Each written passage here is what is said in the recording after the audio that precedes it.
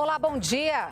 Em pronunciamento à nação, o presidente Jair Bolsonaro reafirma a importância de salvar vidas e empregos durante a crise do coronavírus. Mais de 750 bilhões de reais já foram liberados para reforçar o sistema de saúde e assegurar empregos no país. E veja também, governo adia por 60 dias reajuste de todos os medicamentos no Brasil. Hoje é quarta-feira, 1º de abril de 2020. O Brasil em Dia começa agora.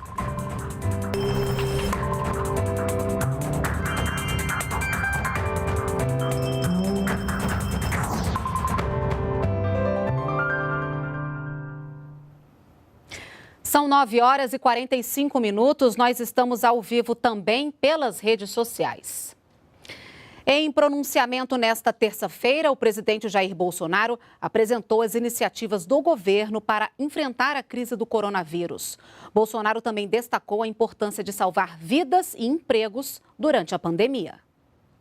No pronunciamento, o presidente Jair Bolsonaro destacou que o governo reúne todos os esforços para salvar vidas e empregos. Ele reforçou ações que vêm sendo tomadas na saúde e na economia, como o auxílio mensal de R$ 600 para os trabalhadores informais e os mais vulneráveis. Temos uma missão: salvar vidas sem deixar para trás os empregos.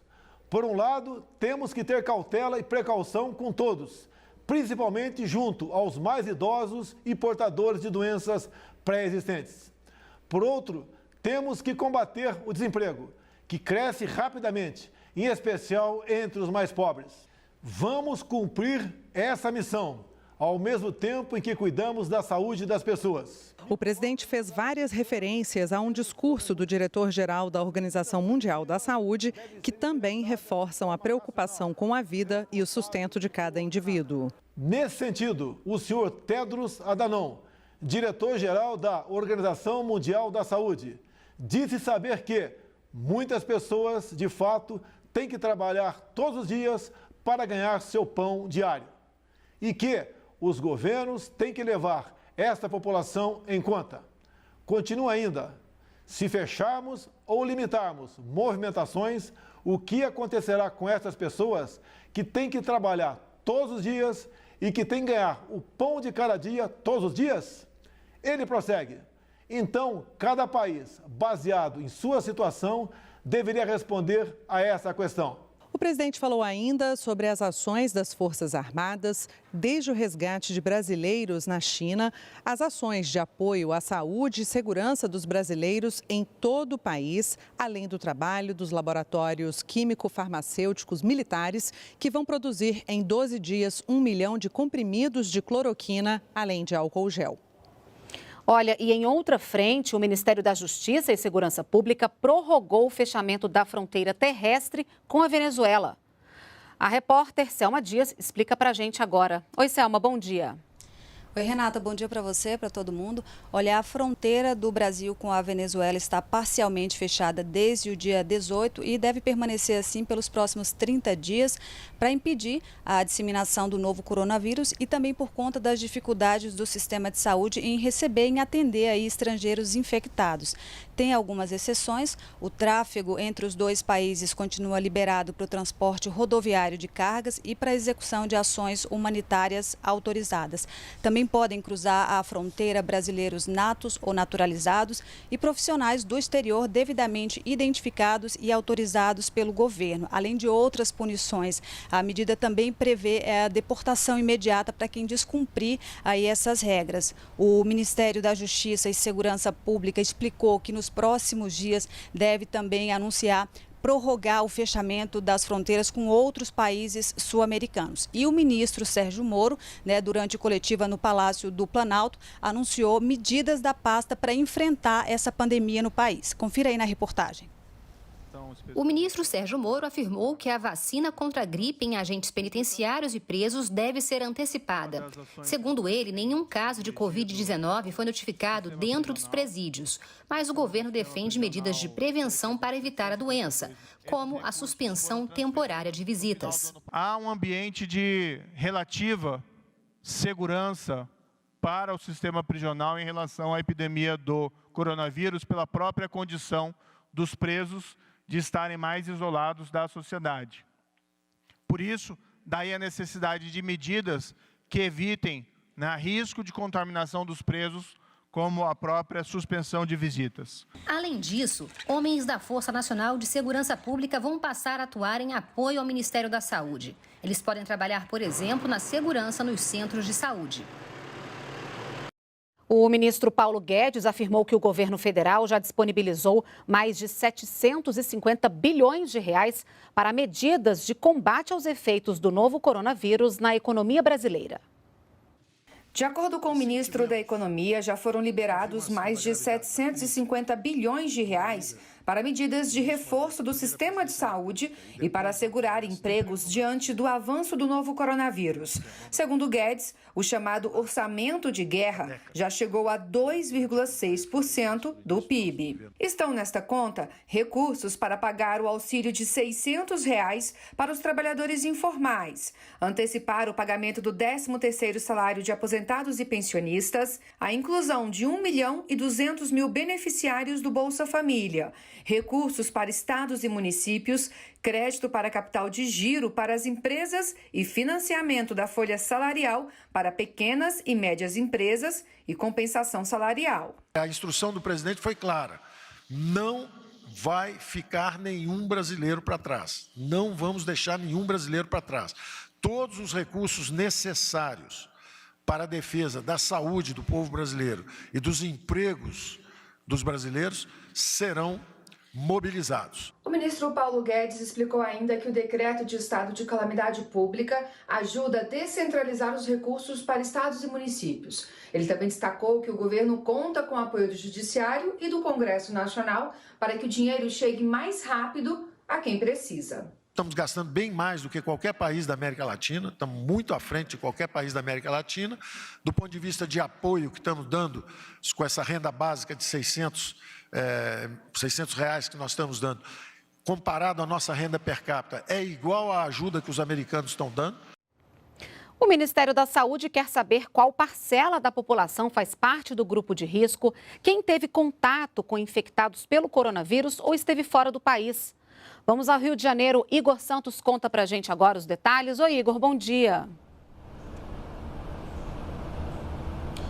Bom dia, Renata. O Ministério da Saúde começa uma nova estratégia para identificar casos suspeitos e tentar mapear a propagação do coronavírus em todo o país. Vai funcionar da seguinte forma: uma central robótica vai disparar ligações para 120 milhões de brasileiros. E a partir dessas respostas, o Ministério vai saber, por exemplo, quem faz parte de grupo de risco ou teve contato com algum infectado. O anúncio do uso dessa tecnologia foi feito pelo ministro Luiz Henrique Mandetta. E, entre outras novidades, também foi divulgado o adiamento do reajuste dos remédios. Vamos ver na reportagem.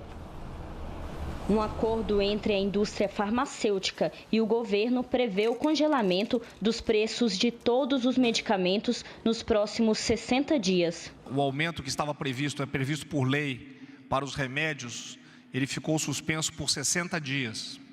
Daqui a 60 dias será reavaliado novamente. A decisão faz parte das medidas de enfrentamento à crise gerada pelo coronavírus. Até agora, 18 unidades da federação registraram mortes pela Covid-19. Em todo o país, são 5.717 casos e 201 pessoas morreram pela doença. São Paulo segue com o maior número de casos e de óbitos, seguido por Rio de Janeiro, Ceará, Distrito Federal e Rio Grande do Sul. O ministro da Saúde, Luiz Henrique Mandetta, disse que o desafio agora é garantir equipamentos de proteção individual para os profissionais da saúde, para evitar que eles também sejam contaminados pelo coronavírus. Para isso, o governo brasileiro comprou equipamentos chineses. Se nós não tivermos EPIs para os nossos recursos humanos, enfermeiros, médicos, todos que estão na linha de frente, nós, se acelerássemos qualquer coisa e aumentássemos o número de casos, imediatamente perderíamos a força de trabalho. Então, isso é um elemento que a gente chama elemento de barreira. O ministro também destacou avanços em um estudo sobre a cloroquina. A medicação reduziria o tempo de internação no CTI. O primeiro trabalho sobre cloroquina compilado deve ser publicado em revista científica nas próximas 48 horas. que basicamente mostra que houve uma redução no tempo médio de permanência na CTI, naqueles pacientes que usaram, independente da associação com qual antibiótico. É um primeiro passo, é um primeiro paper que vem e que ajuda a gente na conta que a gente tem que fazer de quantos leitos de CTI que a gente precisa. Olha, e cerca de 14 toneladas de equipamentos de proteção individual, álcool em gel e medicamentos chegaram nesta terça-feira à base aérea de São Paulo. Os produtos adquiridos pelo Ministério da Saúde vão ser transportados hoje pela aeronave C-130 Hércules da Força Aérea Brasileira para 3 capitais do país, Recife, São Luís e Belém. O material vai ser utilizado por profissionais de saúde em atendimentos dos pacientes infectados pelo novo coronavírus. Doação de sangue e desinfecção de hospitais públicos. Essas são algumas das ações do Exército no enfrentamento à Covid-19. Os militares chegaram cedo ao Hemocentro de Brasília. Desta vez foram 15 homens do batalhão da Guarda Presidencial. As Forças Armadas já fazem esse movimento de doação de sangue ao longo de todo o ano, mas agora foi intensificado por causa da pandemia do novo coronavírus. É que os estoques de sangue baixaram muito com as medidas de isolamento social e a demanda por sangue não para. Essa campanha irá seguir sempre com um grupo de 15 militares fazendo a sua doação, de modo a que permita ao banco de sangue manter os seus níveis em condições de atender às suas necessidades e às suas demandas. A doação de sangue pode ocorrer em qualquer hemocentro do país. Pessoas com idade entre 16 e 69 anos podem doar. Para os menores de idade, é necessário o consentimento dos responsáveis. E também nesta terça-feira, reforçando as medidas de proteção contra o novo coronavírus, o Exército fez a desinfecção do Hospital Regional da Asa Norte, o Agarram, referência no tratamento da Covid-19 no Distrito Federal.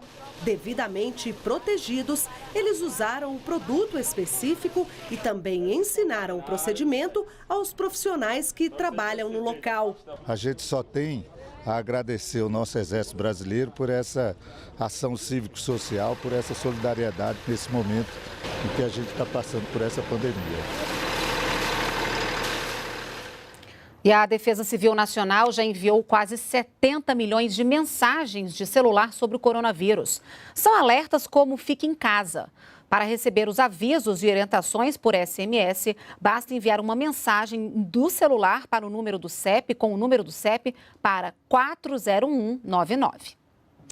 E a produção industrial brasileira cresceu 0,5% agora em fevereiro, na comparação com o mês de janeiro. Já no acumulado do ano, a atividade industrial recuou 1,2%.